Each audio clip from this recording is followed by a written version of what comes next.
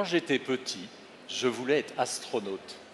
Finalement, si je regarde, j'essaie de me souvenir de mon enfance, j'ai vraiment toujours été fasciné par l'espace, la Lune, le système solaire, les planètes, la galaxie, l'univers. C'est une sorte d'obsession. Et c'était bien sûr, quand j'étais plus jeune, d'abord les bandes dessinées.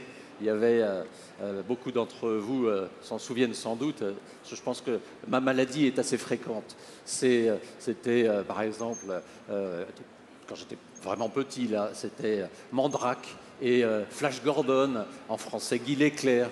C'était Yoko Tsuno, la japonaise. C'était bien sûr Valérian et Laureline, ça c'est les bandes dessinées. Il y avait aussi un ami de la famille qui m'avait offert une photo dédicacée par un astronaute qui était au volant de son rover lunaire, ça devait être Apollo 14 ou Apollo 15.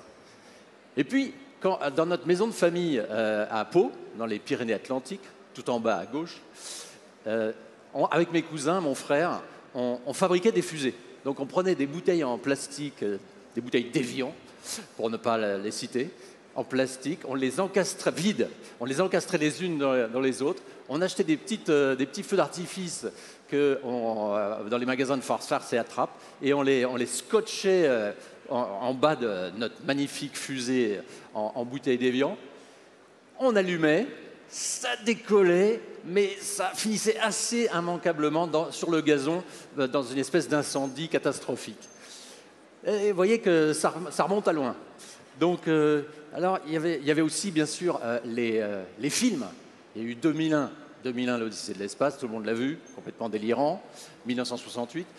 Plus près de nous, on pourrait bien sûr citer Gravity, Seul sur Mars, Interstellar, bien sûr. Il y avait les séries aussi, les séries For All Mankind et The Expanse, que je vous conseille de regarder. Cette série qui, d'ailleurs, m'a donné l'idée de nommer le fonds de capital risque dédié au spatial que j'ai cofondé et qui s'appelle Expansion.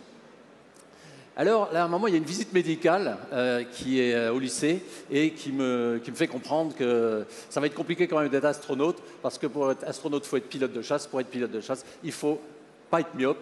Donc, je décide, c'est pas grave, d'être ingénieur aérospatial. Et là, me voilà ingénieur au département satellite chez Matra Marconi Space. Et Matra Marconi Space, fondé par un immense entrepreneur, Jean-Luc Lagardère, membre du groupe Airbus. Et Airbus, c'est l'opérateur d'Ariane. Et c'est l'épopée Ariane de cette époque, où avec le premier lancement en 1979, puis ensuite, toutes les années 80, 90, 2000, on l'a oublié, mais Ariane va devenir leader mondial du lancement de fusées et de satellites. Et les Américains vont passer par Ariane à un moment parce qu'ils ont tout misé sur la navette spatiale, qui est une merveille technologique, mais qui coûte très cher et qui malheureusement va connaître 2 accidents tragiques. Et donc ils sont cloués au sol et ils passent par cette fusée européenne, française, Ariane. Alors évidemment, ils nous ont bien rattrapés. Là maintenant, SpaceX et la Falcon 9, c'est un lancement tous les 2 jours. Et puis, la Starship, il y a eu déjà 3 ou 4 essais, mais ça va marcher. La Starship, c'est une fusée gigantesque qui peut envoyer 200 tonnes en orbite. 20 fois ce que le dernier des Ariane 6, pourra lancer dans sa configuration maximum, qui sera 20 tonnes. Donc, le sujet, c'est qu'est-ce qu'on fait? Est-ce que vous pensez que la bataille est finie, qu'il faut poser le sac? Bien sûr que non. L'Europe a tous les moyens de redevenir conquérante. Et on a les ingénieurs, les talents, les industriels, les start-up.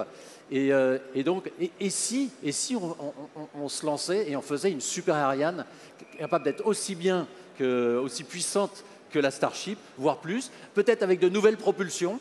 Et si on avait même un avion spatial qui décollerait d'un aéroport de façon horizontale et qui irait jusqu'à l'orbite.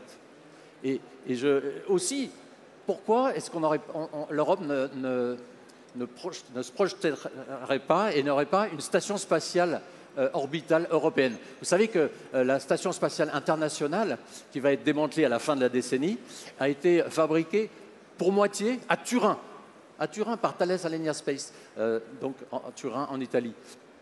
Donc moi, je veux qu'on ait un projet de station spatiale privée avec aussi l'aide du public bien sûr, qui soit européenne. Et je sais que ça paraît dingue, mais pourquoi pas aussi une installation pérenne, permanente, sur la Lune, et oui, sur la Lune, qui soit aussi européenne. On en a aussi toutes les capacités, et simplement, il faut avoir un petit peu d'ambition, peut-être un peu d'audace, un peu de cette folie créatrice rationnelle qui parfois nous manque en Europe, et alors qu'on a tous les atouts pour cela. On peut aussi, bien sûr, aller sur Mars et se projeter sur Mars. Il n'y a pas de raison de laisser Mars seulement à Elon. Donc voilà, c'est ça que je voulais vous dire aujourd'hui, et vous dire que parce que le progrès finalement ultime de l'humanité, est-ce que c'est pas d'aller toujours plus loin? Et est-ce que le progrès ultime de l'humanité, c'est pas d'aller au-delà de la Terre?